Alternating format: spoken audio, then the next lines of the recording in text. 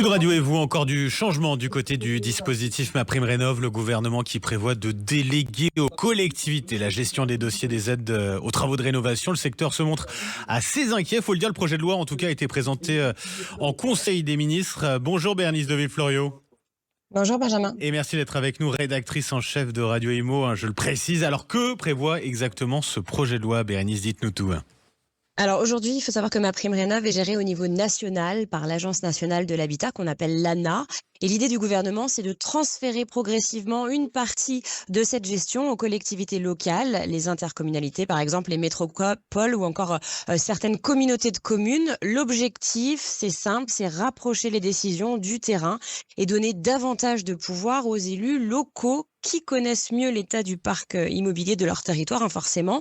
Alors concrètement, pour les particuliers, le dispositif ne disparaît pas. Les aides resteraient financées par l'État, mais demain, le suivi et l'accompagnement pourraient être davantage pilotés, on va dire localement. C'est en tout cas la philosophie du texte présenté par le gouvernement. Rapprocher les décisions du terrain, c'est l'objectif. Est-ce que ça permettrait par ailleurs de simplifier les démarches, voire d'obtenir les aides plus rapidement ?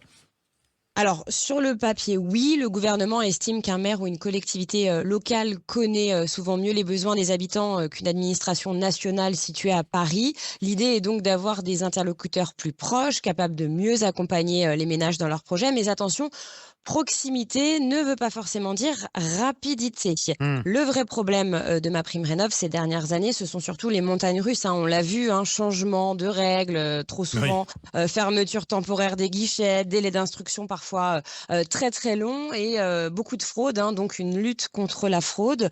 Or, transférer la gestion à de nouveaux acteurs risque aussi de créer une période de transition avec de nouvelles procédures à mettre en place. Donc oui, ça pourrait simplifier les choses à terme, mais il est encore trop tôt, en tout cas, pour promettre des délais courts.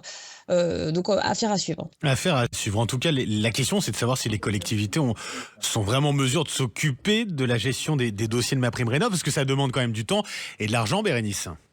Et oui, c'est précisément la grande inquiétude du secteur. Certaines métropoles ou grandes agglomérations disposent déjà de services habitat très structurés.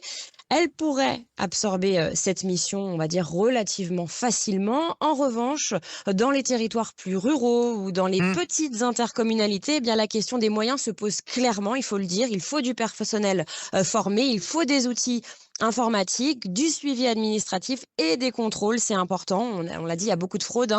Tout cela a un coût. Le risque, c'est donc de créer des différences, des disparités d'un territoire à l'autre.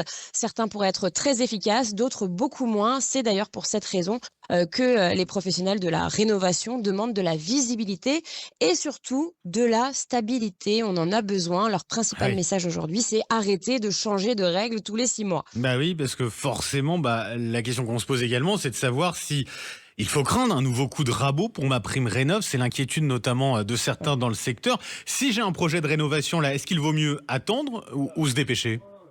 Oui, franchement, Benjamin, c'est la question que tout le monde se pose. Donc, officiellement, je vous réponds, MaPrimeRénov' dispose toujours d'un budget important en 2026, avec plusieurs milliards d'euros prévus pour financer les travaux.